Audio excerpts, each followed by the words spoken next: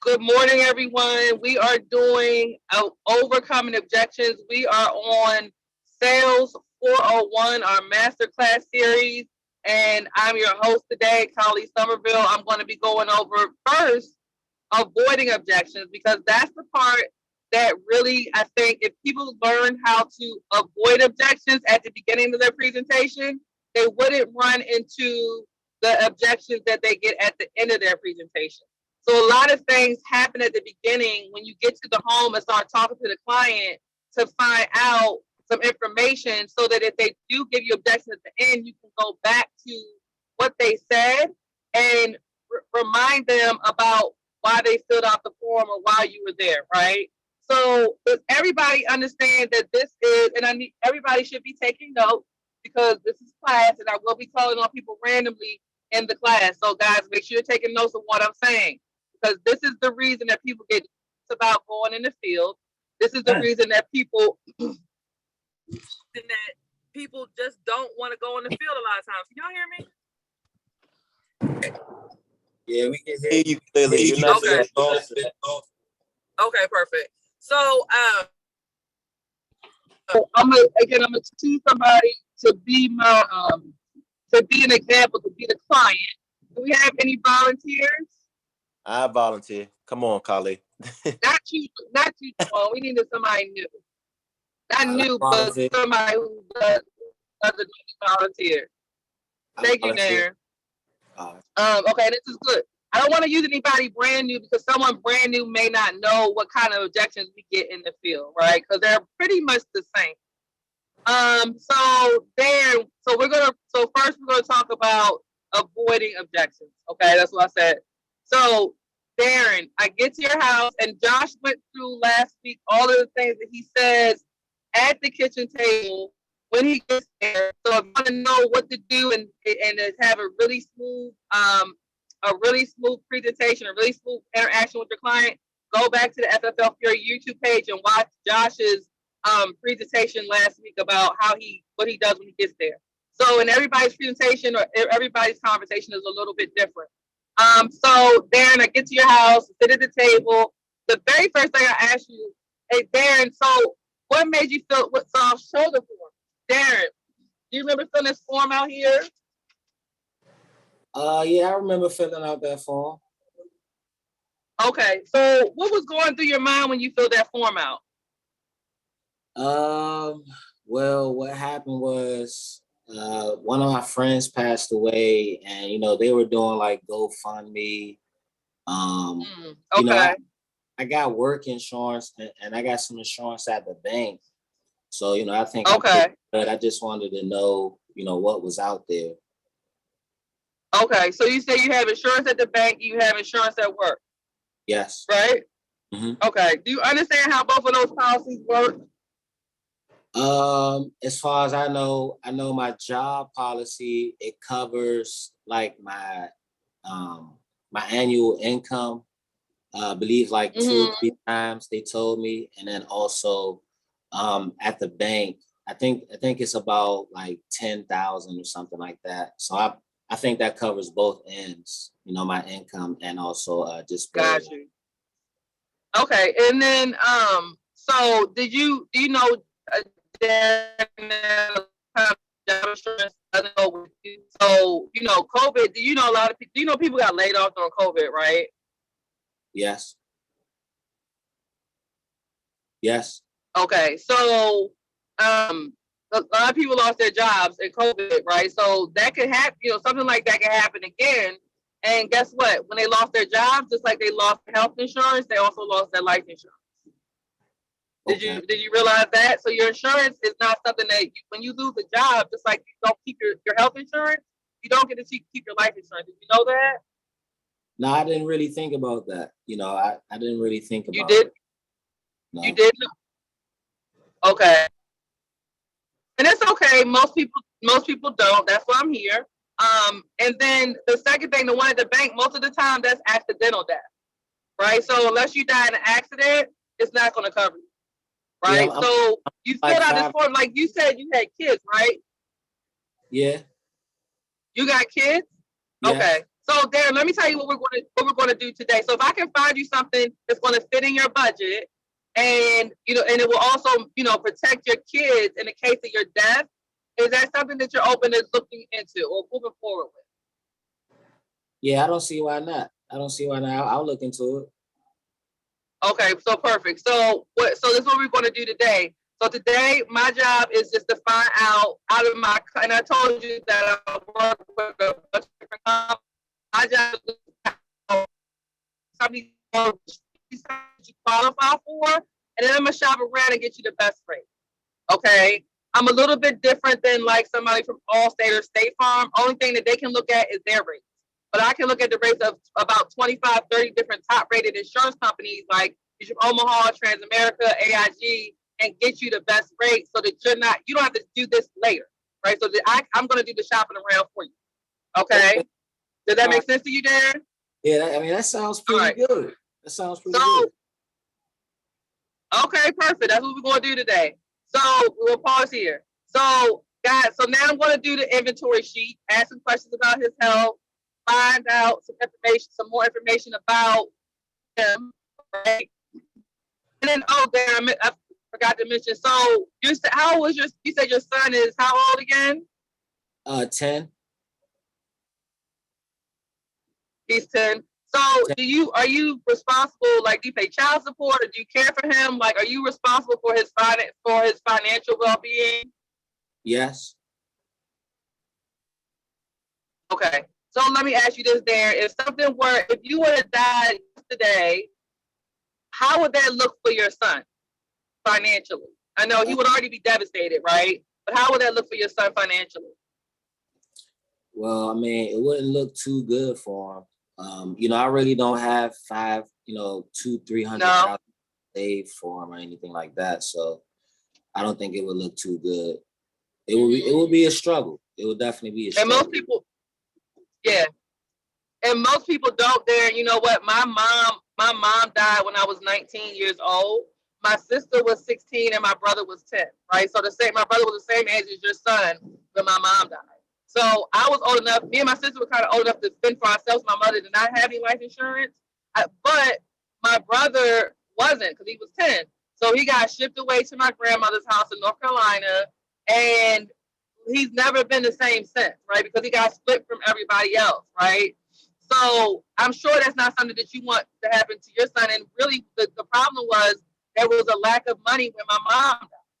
Right. And so I'm sure you don't want that to happen with your son. Not saying that it would, but, we don't know because you're not here. You know what I'm saying? To care for him. So you don't know what's going to happen to him, please. And then the other thing for me, I was in college there and I had to drop out of college because there was no money left. Right. So, and that's how I ended up here. And it's all good. But, I'm sure you don't want that. You want your son to have money. And that's what we're missing a lot of times is, when people pass away, it's just enough money to bury them. It's not enough money to take care of the little people that we leave behind. Does that make sense? Yeah, that makes sense. What's your son's name? Jakai. Jakai. Okay, my son's name is Kai. That's cool. I like that. Oh, yeah. Wow. All right. So, yeah. So, okay. So now we will pause again. So, guys, I'm gathering all of this information again. So, all of this information I'm gathering again, so he can't come back later and he can't come back and say, "Oh, well, let me see." But Darren, I need you to come back and do those things, okay? So, all right, Darren. So, I got this quote here. We got to 150,000 in coverage, and that's a good starting point for you. Well, so I got you 3 quotes. I got 300,000, 200,000, and 150. Okay. And then I told you about the cashback option and how that works. So out of these, which one of these is going to be the most affordable for you and is going to provide the most peace of mind for Jakai? Based on the quotes that you provided, I'm definitely going to go with the 300,000 with the cashback option that you mentioned. Okay, perfect. So you want the 300,000? So that's $255 a month, and you're good with that's not going to take any food off your table. Like that's not going to affect the child's birthdays or Christmases or anything, any emergencies that come up. You know what? Now thinking about it, the 200,000 sounds a bit better to fit within my budget. Okay, well, we did because we definitely want to get you something that you're going to, be able to keep because it's no good if you can't keep the coverage. Does that make sense? Yeah, I mean, I like that I get my money back at the end, and then also, I mean, I feel like it can really fit my budget. Like I don't really have to skip a bill or anything like that. Okay, remember, Dan, we're supposed to be doing objections. I got you. You turn into a lay me down. Like we're supposed to be doing objections. I got you. So, which one of these days is going to fit in your budget?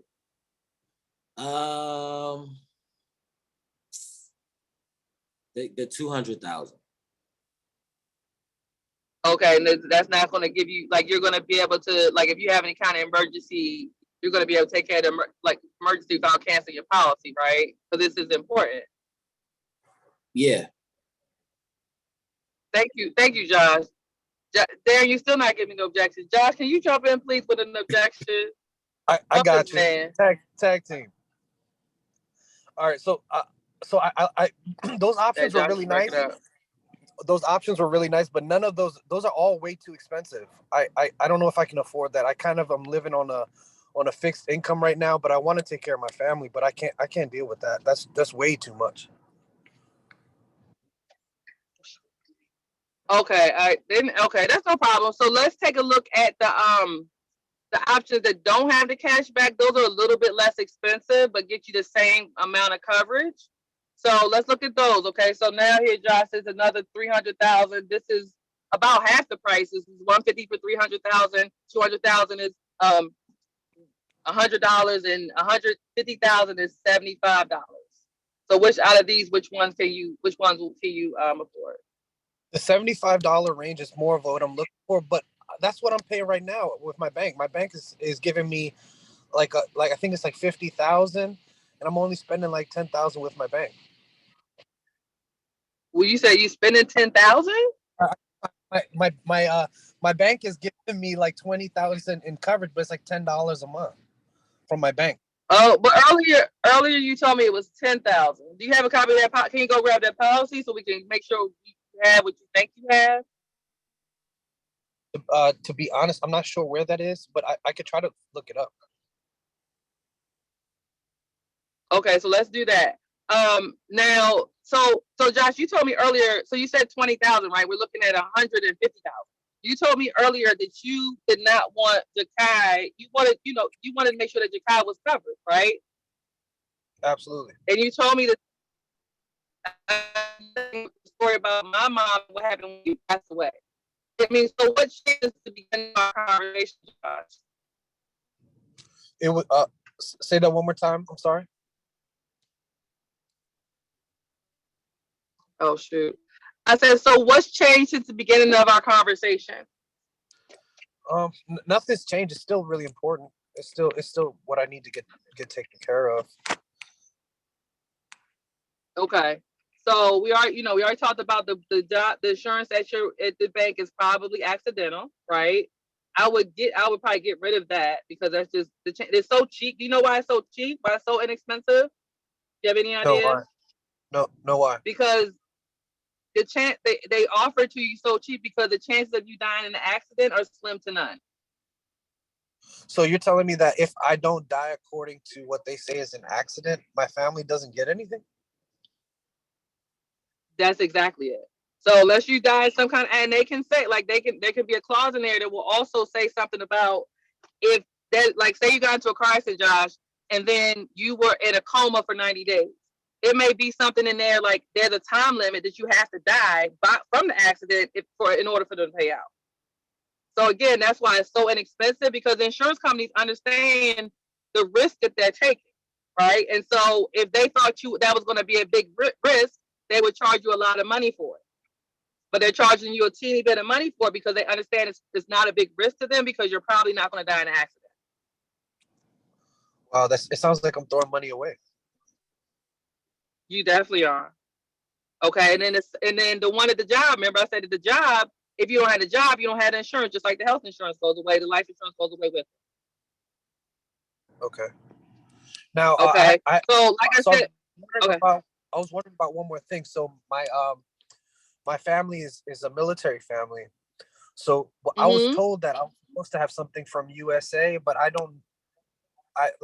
I've heard my parents talk about it, but I don't really know what's going on with that. Could you tell me about what?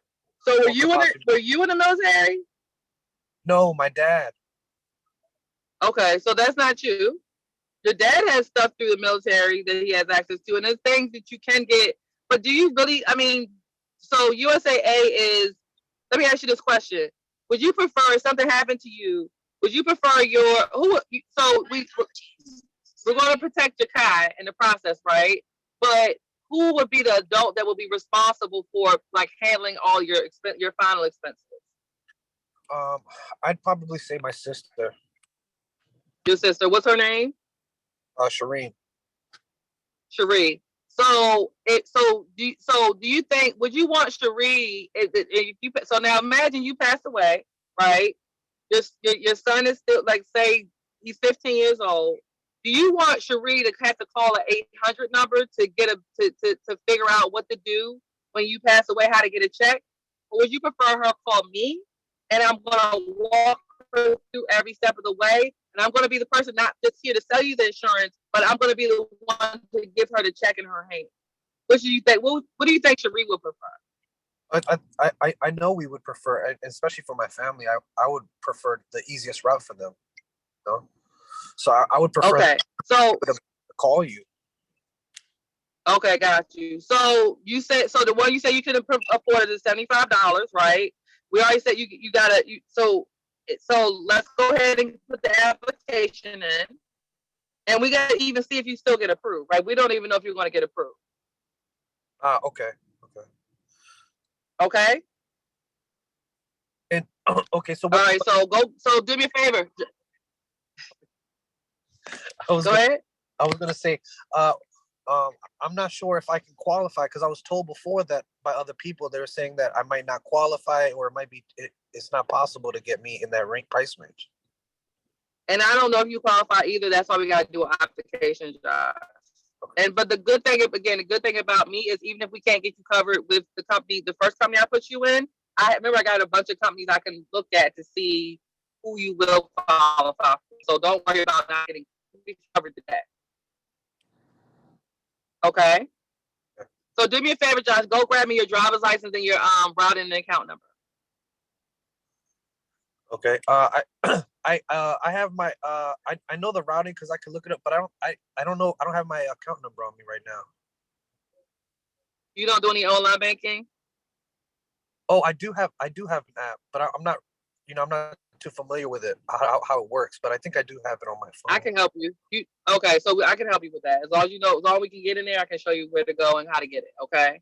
So go grab your phone and your driver's license. All right. Come back. My phone's off. So right. So let's pause there. So Josh, now the objection.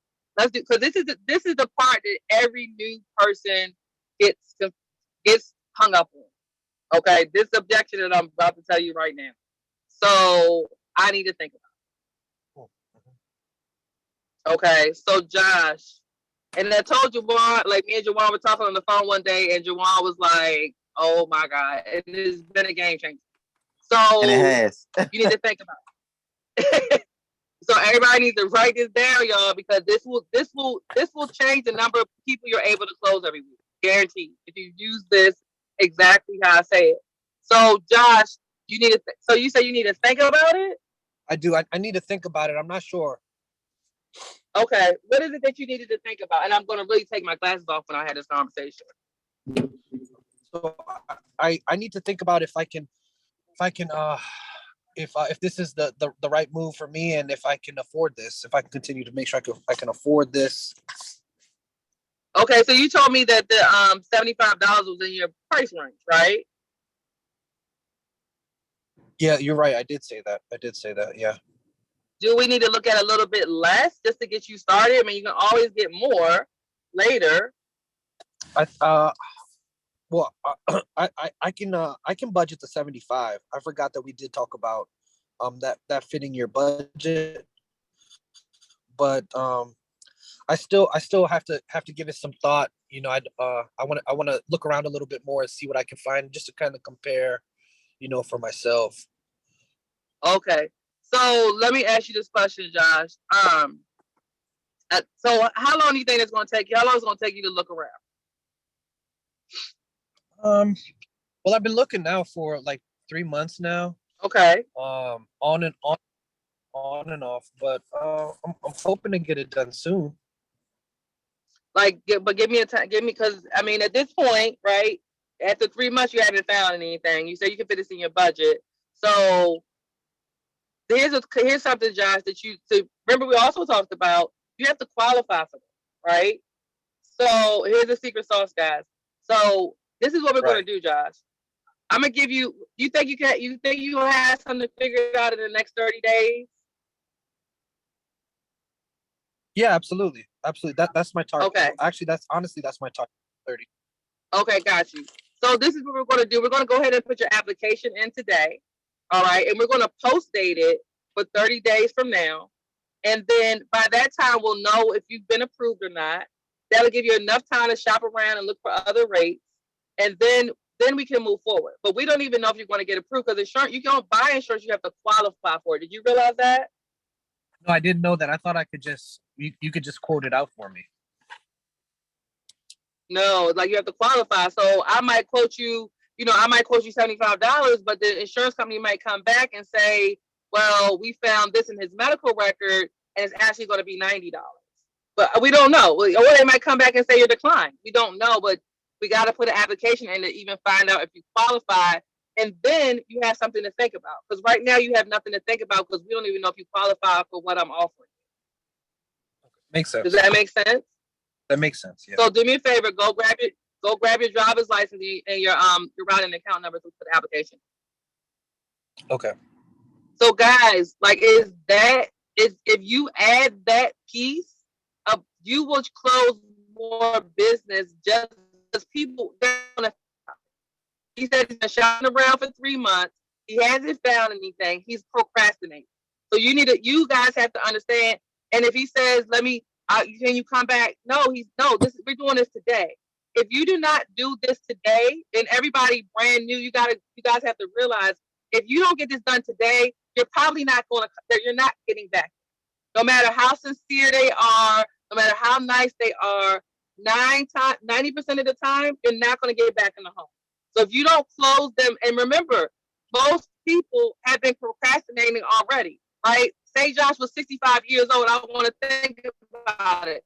Josh, you're 65 years old. Like, when are you going to make a decision? And and the other thing, guys, when you're talking to your client, you got to get real with them, right? Because they can respect real. So, Josh, you're 65 years old. How long do you think you're going to need to think about this? Because you've lived a long life and you got more life behind you than you do in front of you. So we don't know what's going to happen tomorrow. You told me you don't want to leave your son and your daughter with a burden. And so why aren't we moving forward today? Are you going to continue to procrastinate on this and just remember I told you the story about my dad. So now depending on what the situation is, because we were talking about Darren and Darren was young. Now Josh is 65 years old. Now I'm going to talk about my dad and how my dad died because my dad was 72. So, and you don't have to have a story for yourself, guys. Use somebody else's story that you heard, right? Like, that didn't happen to me. Say one of my business partners, this is what happened to them, right? Because most people will have a story about somebody that they lost that did not have any insurance coverage. And then what that does too, and that makes you more relatable. They look at you as a person versus a salesperson. So what I want to do, I think those are like the major ones.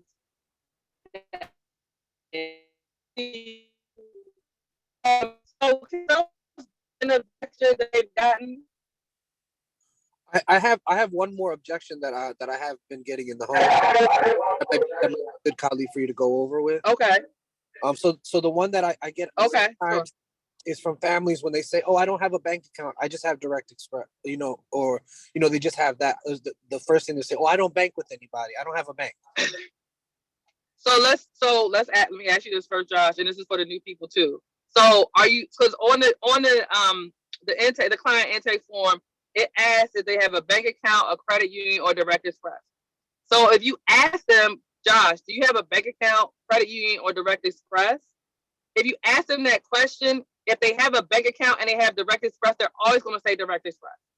So you're already shooting yourself in the foot because now you've limited the amount of carriers you can look at for this person. But if I ask you, so the question shouldn't be, Josh, you have a bank account, credit union, or Direct Express? Josh, who do you bank with? Right now I have Direct Express and I have a Cash App. But you got Cash App. So do you put money because if we use the routing and account number that's in Cash App, that gives me more options to be able to look at as far as coverage is concerned.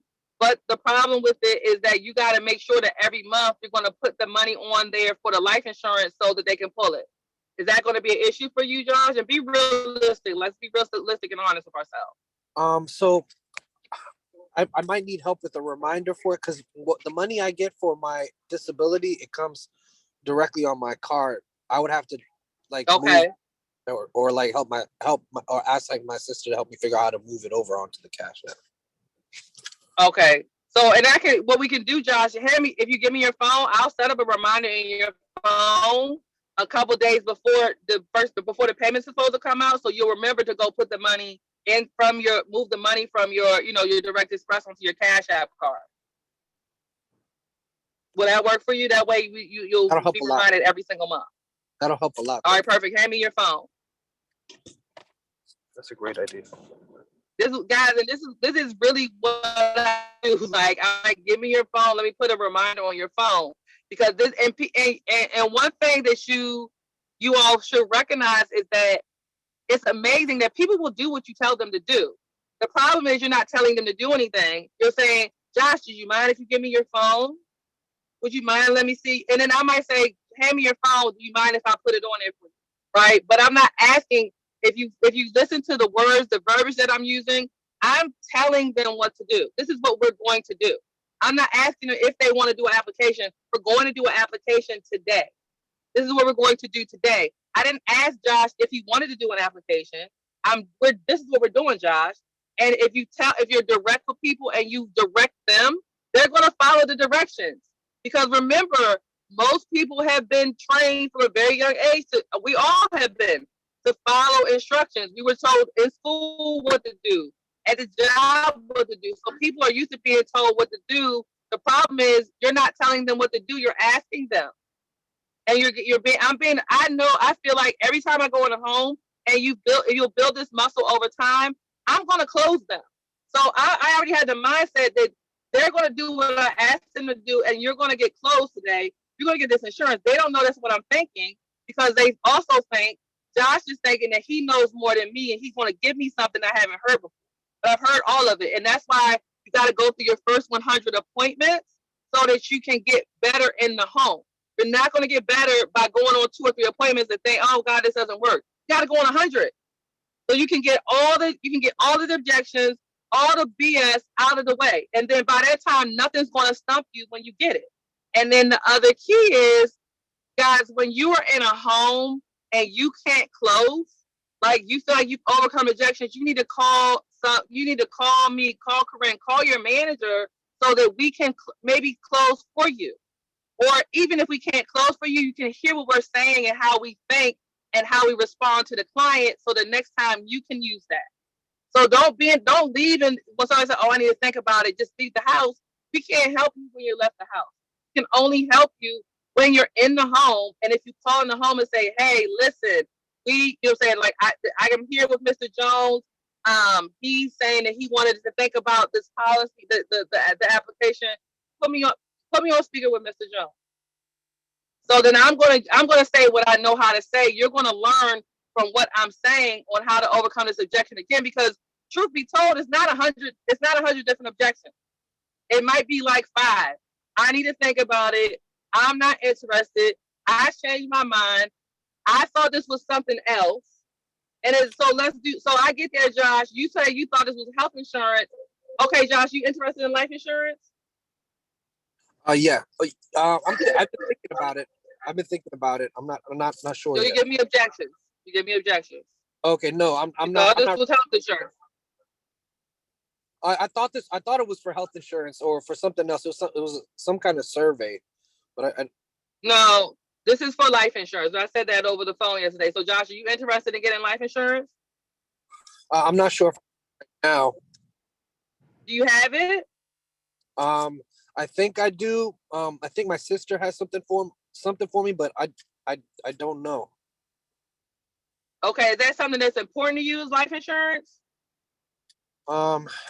It is important to make sure my family has what they need, but I haven't really thought about it because I'm not trying to think about me dying. I'm trying to think about me living. Well, do you know when you're going to die, Josh? No. Okay.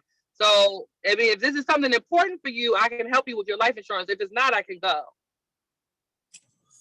Okay. Well, I mean, it's important. It's definitely important.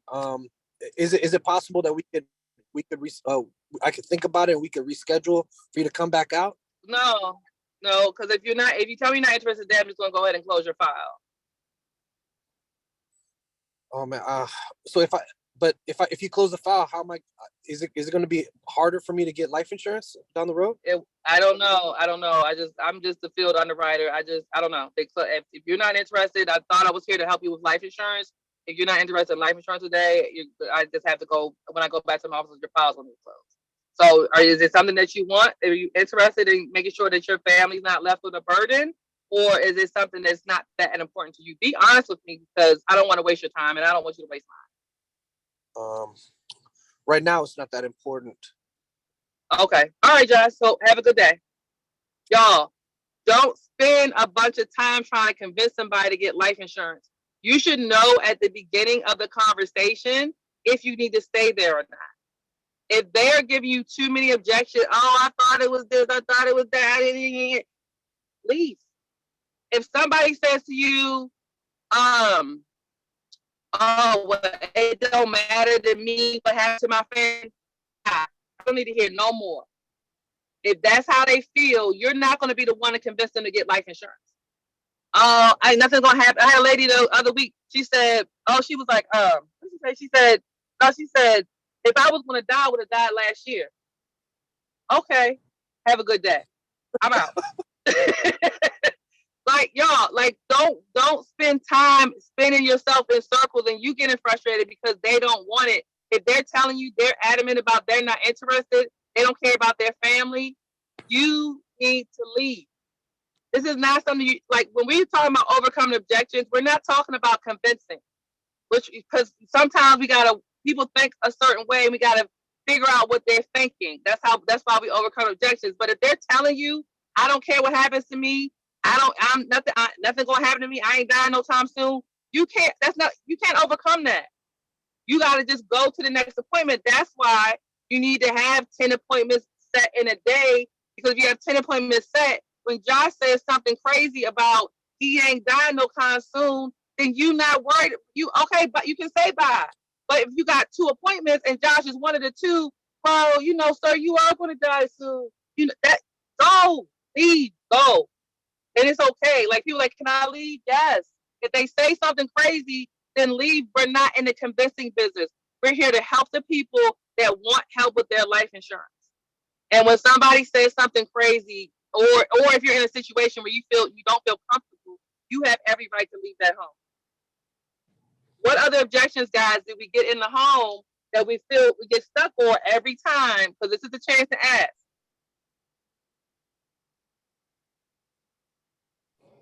I don't feel comfortable. Josh, I know you're not the only person getting objections. What is it there? I don't feel comfortable giving you my social. Oh, well, you know what? Good. I'm sorry. You know what? The funny part is people give their social, they'll give their social, they won't give their bank account number. That's the part they don't feel comfortable. So I don't have an issue with people. They give their social out, and so let's do the bank account. I don't want nobody have my bank account information. That's a good one. Okay, so already put your social in. All right, so now we get down to the banking and routing them. Now, I've already asked you. So remember we talked about objection avoidance. This should not come up when it's time to put in the routing and account number. It should come up when you ask them to get their driver's license and their routing it before you even start the application. When that objection should come. So if you get it when it's time to put it in the system, that means you haven't done it a good enough job at the beginning, making sure that they understand this is a part of the process. So, but anyway, Darren. So you don't feel comfortable giving me your bank account number? Yeah, I don't feel comfortable. It's a lot of scams going on. It is. I don't know. I mean, somebody just got me for like $10,000. I mean, you know. Okay. They say they had $10,000. Yeah. Okay. And so, okay. So did you reported that to your bank? You got the money back, right? Yeah, I reported it to the bank. They're working on it. Okay. So you do realize you gave me your social security number, Darren? You know, I could do if I wanted to do damage. If I want to do damage to you, I could do way more damage with their social security number than I could with your bank account. Okay. Did you realize that? Yeah. And then the other thing too, I'm putting your number into a system for like these life insurance companies have been in business for hundreds of years. Do you think they're going to risk their reputation to scam you about your bank account number so that you can put a complaint in about them? You think they're going to risk their reputation for that? I mean, maybe not. I mean, they're an insurance company, so I'm sure that everything they're doing is pretty legit. But yeah, I mean, I don't know.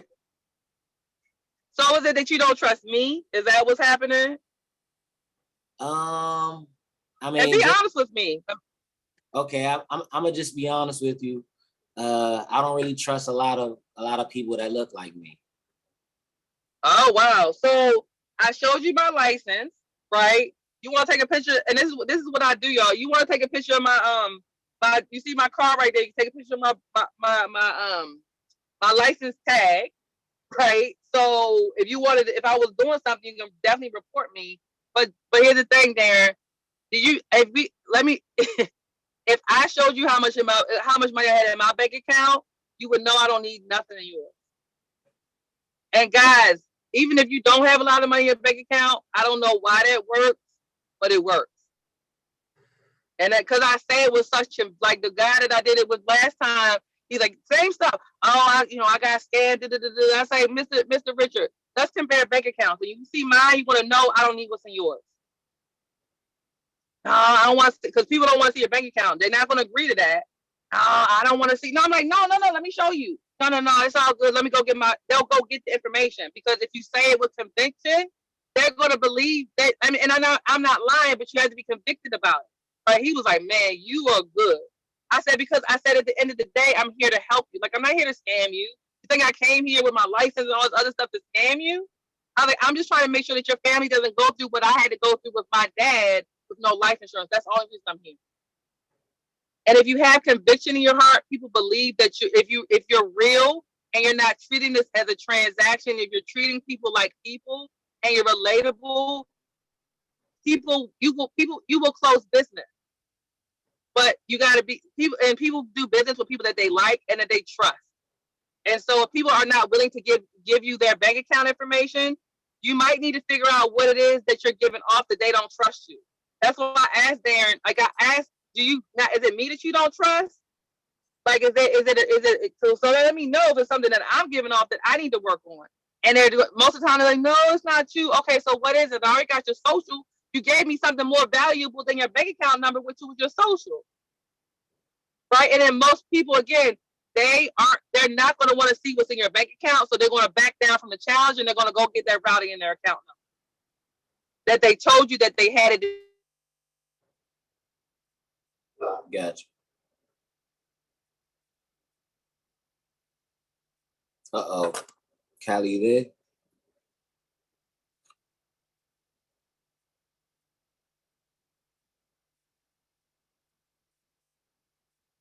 Callie still there?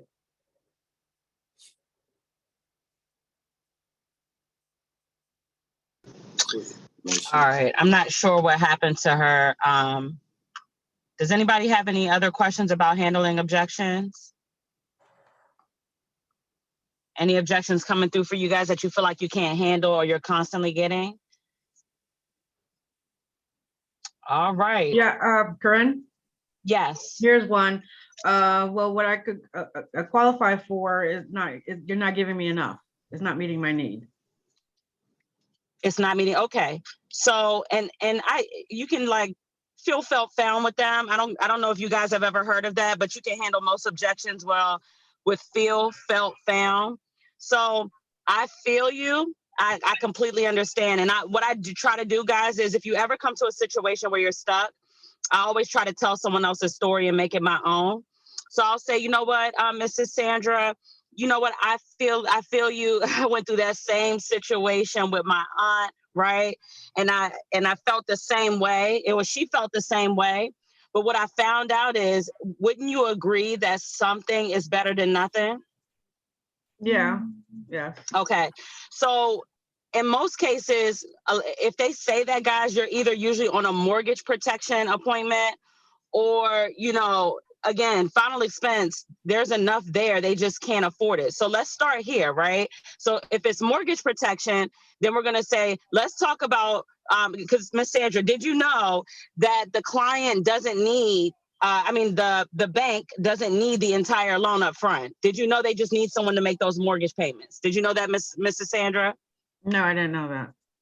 Okay, so here's what we're gonna do. We can always add on more coverage later. I'm gonna be your personal broker, but let's lock your payments in with what you can afford, right? Let's lock that coverage in for at least anywhere between 6 months to 2 years. That way your family's not rushing to a real estate office after a funeral in between raising their kids and working a full-time job. So they have time to think about what they wanna do. Does that make sense, Mrs. Sandra? That makes sense. And in the meantime, if your financial situation changes, we can always add on more coverage, but that's what that will look like for you right now. So that's handling that, guys. Now, the other thing is the final expense for life insurance. If they're saying that's not enough coverage, right? Here's the thing, what you could do. Something is always better than nothing. You could say, use someone else's story. My uncle passed away with, no coverage. Had he had at least 10,000 that he could afford, that would have taken care of some of the final expenses and taken some of the heat off of our family. Now, if that happened to you, wouldn't you agree that 5,000 is better than nothing? Mrs. Sandra? Yes. Okay. So let's start with what you can afford today, something that you don't have to think about today. And then let's check back in maybe 3-6 months to a year from now. And if your financial situation changes, let's say you hit the lottery, right? Where you may not even need it, but let's say you come into some money. Now let's go ahead and have a different conversation and talk about adding on more coverage. Is that fair to say? That's fair. Exactly. So that's how you handle that situation. Now, did Kali come back on? Okay, maybe not. All right, so here's what we're gonna do, guys. What time is it? It's 11:57. Does anybody else have any questions? I have something. What if they say, well, can you just email me something? Because I'm busy right now. I'm on my way out the door. I gotta take my kids to basketball practice. I got you, right? I thought you were gonna email it. Okay, so Mrs. Moore, right? So here's the thing. These are not a one-size-fits-all program, right? I would love to be able to email you some information. However, I represent over 30 different A-rated companies. And your family is important to you like mine is for me, right? Yes, absolutely. Right. So I don't want to send you the wrong information because I'm not sure what you qualify for. And the state has me dispatched out in that area just to ask you a few questions because these are non-medical, right? To get you the lowest rate possible and any state discounts that are available. It only takes about 10 to 15 minutes and then I'll be out your hair. Okay. So that's how you handle it. Like they have the objections forms that are on the Agent Hub. I'd love to email you some information that would make my job so much easier, Mrs. Moore. But unfortunately, because I represent so many different companies, I'm not sure what you qualify for. And in order for me to get you the best rate and coverage that you're looking for, they have me dispatched out in that area to ask you a few questions, to get that information to you, to show you what you qualify for. Oh, that's good. Families can appreciate that, guys, right? Because you got to remember, an objection is not, you don't get discouraged or don't get frustrated with the client when they're asking questions or handling objection. I'm giving you an objection. That's actually them paying attention and wanting to know more information. You just have to learn how to handle that up front. So, when we post this, replay this, but then also go to the Agent Hub and print out your handling objections and start getting accustomed to reading that and saying it back to, either whether you're setting appointments or whether you're in the home, so that it can become natural for you. But if you don't have those objections in front of you, if you've never read them, right, the chances of you booking those appointments and trying to handle those objections are slim to none. But I know for sure that one is on there because that's when I started, I had those objections in front of me. I highlighted each objection so I didn't have to look for it. And as soon as the client gave it, or as soon as the person gave it to me over the phone or in the home, I went right to it on my clipboard. They couldn't see, and I read right off of it. All right, so guys, let's go ahead and wrap it up. It's 12 o'clock. We absolutely love you guys. Take this information, all right, and go and run it up and have a great week, because knowledge is not power. Applied knowledge is power. And again, guys, we have to grow this thing. We have to grow, but it starts with us first. So make a decision to go out and win for your family, right? So that you can change other people's lives and show your team or the people that you're bringing on, right, that they can do this too, but it starts with you first. All right, guys, we absolutely love you. Go crush it today. If you're in the field, if you're on the phones, go kill it, book your 10 appointments, and let's go have a great day. Bye, everyone. Have a good day, everybody.